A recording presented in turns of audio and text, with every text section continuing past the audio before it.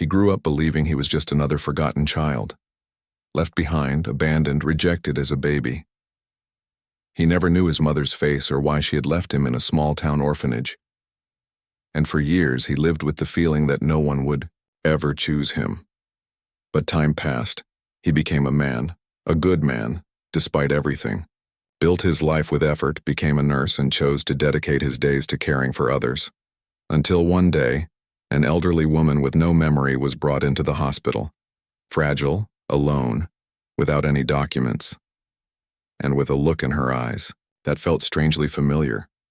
What would you do if you welcomed someone out of kindness, only to find out she was the one who left you behind? Could you forgive something like that? Stay with me until the end, because this story will touch you deeply. He always knew he came from nowhere. He was the kind of child nobody picked at the orphanage. Shy, quiet, eyes always searching for someone who never came. He grew up like that, in silence, learning not to expect too much.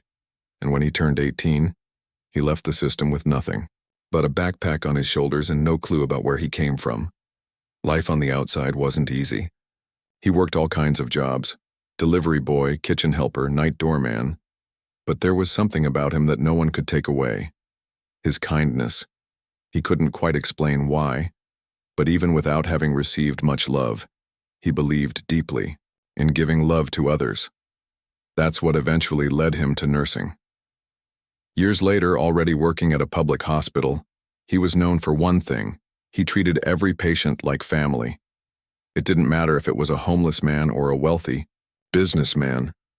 He listened, smiled, held their hand when they needed it.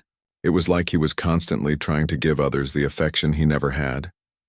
It was during one of his late shifts, near the end of a long day, that she was brought in. An elderly woman, disoriented, lost in her own thoughts. No ID, no name. The police said they found her wandering alone. Some called it a hopeless case, but he, as always, stopped and really looked at her. There was something about her face that unsettled him, a strange feeling like she was connected to something he had forgotten. He couldn't stop thinking about her even after his shift ended. In the days that followed, he made it a habit to visit her every day.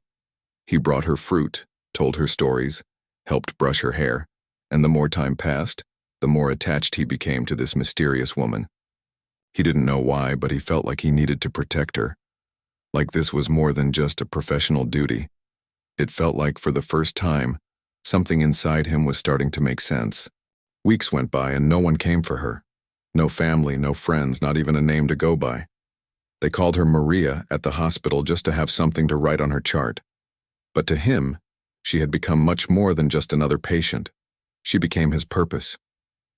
He started staying after shifts, reading to her, learning her favorite songs, watching how her eyes lit up when he entered the room. Sometimes she'd hold his hand and cry without knowing why.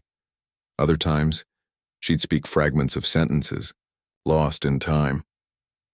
I had to. I didn't want to. He was just a baby. Words that meant nothing to the doctors but made his heart race. He didn't say anything, but he started to wonder. Could it be? He didn't want to believe it. It seemed too far-fetched, too painful, and yet the feeling only grew stronger. Her eyes, her hands, even her voice. Something in him kept whispering that he knew this woman, that somehow, in a life before this one, they had crossed paths. But how?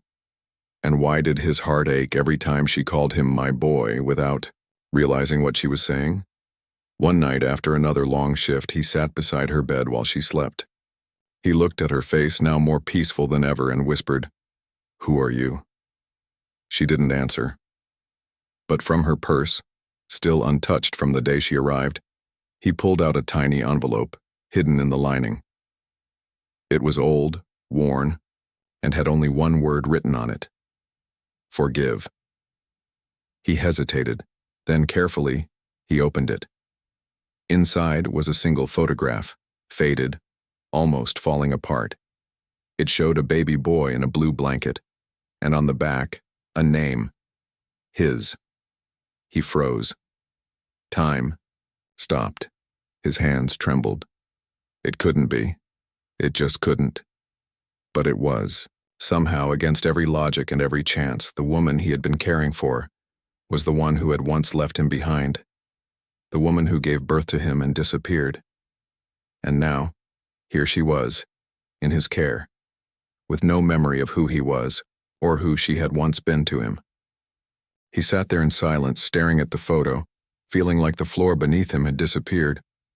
The woman he had grown so close to, the one he felt so connected to without knowing why, was his mother. His real mother.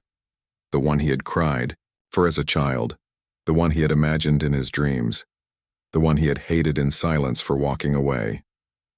And yet looking at her now, sleeping peacefully, vulnerable and lost, he didn't feel anger. He felt a strange mixture of sorrow and tenderness.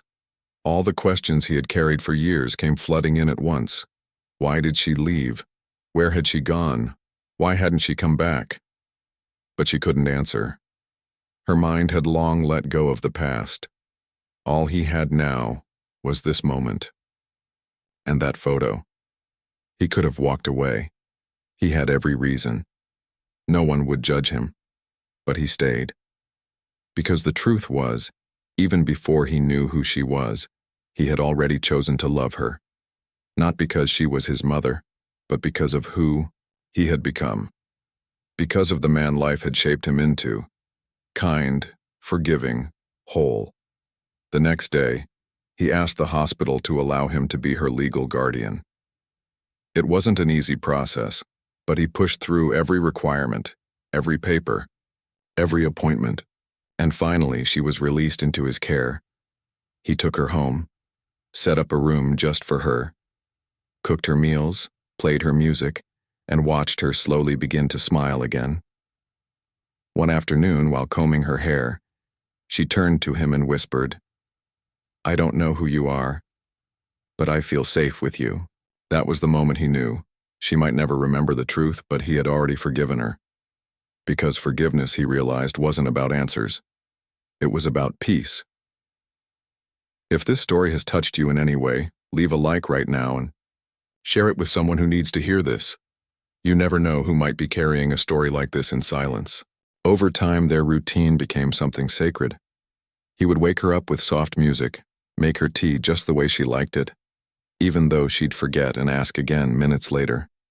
He'd sit with her in the afternoons, talking about everything and nothing, sometimes telling her stories from his own childhood just to see if anything sparked a memory. She would laugh at the stories, ask if they were about him, and he'd smile and say, "No, just someone I knew." But deep down, each laugh, each shared glance, felt like a piece of healing, a piece of the pain that was slowly fading away. Occasionally, she'd have flashes, a word, a place. One day, while folding laundry, she looked up and said, "I used to sing to a baby, Blue Blanket." Then her eyes welled with tears. I don't know where he went. He paused. His heart cracked a little, but he just hugged her and whispered, maybe he found his way back. He didn't need her to remember everything. The truth was, she had already given him more than she ever had before, a second chance. Not just to know her, but to choose how he wanted to live with that truth. And he chose compassion. He started journaling everything, her habits, her flashes of memory, the feelings he had. Not because he needed proof, but because one day he wanted to tell his future children that love can bloom even from the deepest wounds. That sometimes healing comes not from what we remember, but from what we choose to feel. And every night, before she fell asleep, she'd ask him, "Why are you so kind to me?" He'd smile, kiss her forehead, and say, "Because someone once told me love doesn't need a reason." One winter morning, her condition worsened. The doctor said it was only a matter of time. Her body was tired and her mind was slipping away faster than before. He stayed by her side every moment, refusing to leave, even when the nurses urged him to rest. He held her hand through it all, through the confusion, the fear, the silence. In her final days, she barely spoke. But on one quiet afternoon, just as the sun began to set through the hospital window, she turned her head slowly. looked at him and with the last of her strength whispered, "I'm sorry, my son." And then she closed her eyes. He didn't cry right away. He just sat there, in stillness, holding her hand, letting the weight of those words sink in. After all the years, all the questions, all the silence, she remembered. Even, for just a second, she remembered. And she chose to use her last breath to give him what he had been denied his entire life: truth and recognition. The funeral was simple, just like she would have wanted. No flowers, no long speeches, just him and the silence they had shared for so long. He placed the old photograph inside the casket, along with the letter that had changed everything. He whispered a final goodbye and walked away with a strange sense of peace. From that day on, he lived differently. Not with bitterness, but with gratitude. Gratitude for the pain that shaped him, for the love he chose to give, and for the moment he got to say goodbye not to a stranger, but to his mother. He kept her memory alive in quiet ways, volunteering, at shelters, helping elderly patients with nowhere to go, writing anonymous letters of encouragement to abandoned children.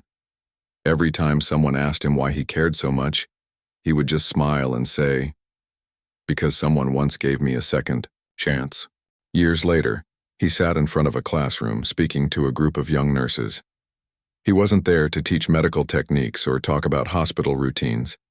He was there to share what no textbook could offer: his story.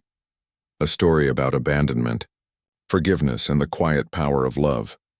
He told them about the day he met her, how he felt drawn to someone he didn't recognize, and how fate, mysterious and sometimes painful, had given him the chance to become the very person he once needed. He spoke with calm, with honesty, and his voice cracked only once when he said, "She never got to raise me. But I got to take care of her, and I'd do it all over again." Some students cried. Others simply listened in silence, hearts heavy with reflection. One young woman raised her hand and asked, "How did you find the strength to forgive?" He looked at her, paused, and answered, "Because holding on to pain didn't make me whole, but letting go, that gave me peace." After the talk, one of the students slipped him a note that read, "My father left when I was a baby. I always thought I hated him. But today, I think I understand something I never did before. Thank you." He smiled, folded the paper, and placed it in his journal, next to the photo he always carried. That moment reminded him that our pain, when shared with truth, can be the seed of someone else's healing, and that perhaps, just perhaps, that was the purpose behind it all. Before leaving, he looked back at the empty classroom and whispered, "You're still teaching me, Mom." Then he turned off the light and walked into the evening, carrying her memory not as a weight, but as a light. Some stories don't begin with joy. Some begin with silence, with pain, with unanswered questions. But what we do with those stories, that's what defines us. He could have chosen anger, bitterness, distance, but instead he chose presence, he chose care, he chose love. And in doing so, he proved something powerful: that healing isn't always about getting back what was lost. Sometimes it's about becoming who we needed back then. He became the one who stayed, the one who listened, the one who forgave, even without an apology. We often think that forgiveness is a gift we give to others, but more often, it's a gift we give ourselves. A way to stop carrying what no longer serves us. A way to build a future where pain isn't the main character, but transformation is.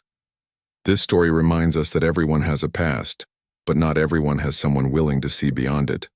He did. And because of that, a forgotten woman found comfort, and a forgotten boy, now a man, found peace. If this story touched your heart, don't let it stop here. Like the video, leave a comment telling us what it made you feel, and most of all, share it with someone who might need to believe in second chances again. And if you want to hear more stories like this, true or inspired by truth, subscribe now, because sometimes the story you need is the one you didn't know was waiting for you.